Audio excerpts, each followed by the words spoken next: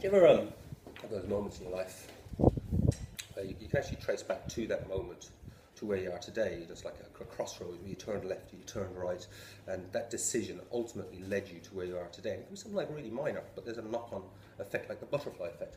Well, for me, it started with a piss, or rather, my decision to delay a piss. My parents actually moved from London to Ireland when I was very, very young, back in the early 70s. And back then there was a lot of prejudice against the English. The devil himself would have probably had a better welcome than I did if he'd been caught defecating in the holy water at the local church.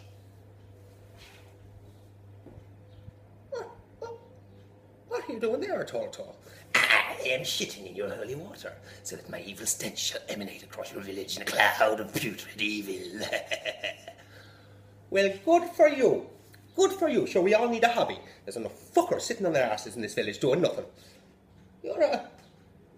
You're not English, are you? No, I am from a place that your feeble mind can barely imagine, where the flesh in your bones will melt, where your eyeballs will boil in their sockets like eggs, and poisonous reptiles will crawl up your rectum to feast upon your very soul. Australian. Well, when you finish shitting in the holy water, come up to the house and I'll make you a nice cup of tea. But I was from England, and I remember my first day at school. Didn't start too badly. I'd been making this wicked fucking dinosaur out of Lego, and I was so focused on what I was doing that I failed to realise I was on the old code blue wheel alert. You know the one I mean? You fucking had a few pints, you're in the taxi home, and you suddenly think to yourself, I really should have taken that last leak before I left the pub, and you hope to God that you don't meet any traffic jams. Well, little did I realise I was about to meet the rush hour traffic jam of my teacher's prejudice. Excuse me, may I go to the toilet, please? It must have sounded like Oliver Twist on crack cocaine.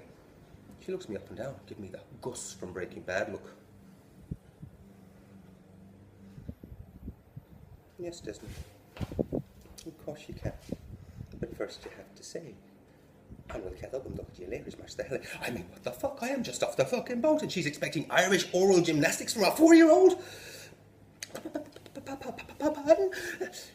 Yes, Desmond, you can, but you have to say it in Irish.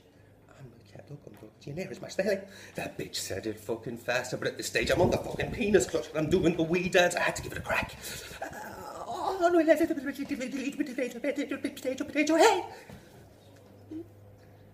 I thought I pulled it off. No, Desmond. No. Try again. Now, science does actually state that it is technically impossible for your bladder to burst. But over the coming minutes, I did my best to disprove this theory as she got me to repeat each and every word after her.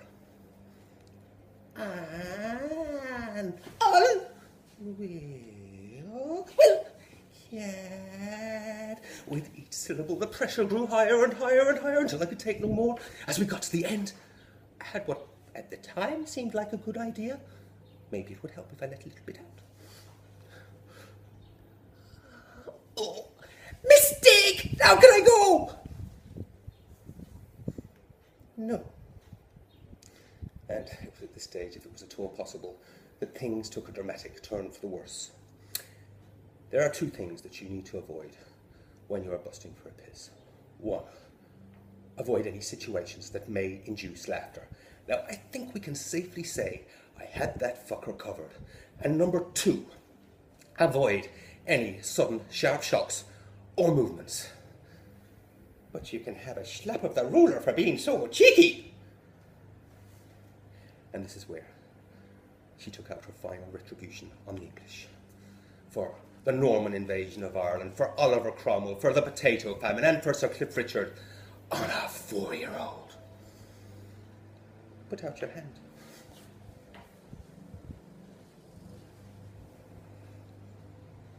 Your other hand.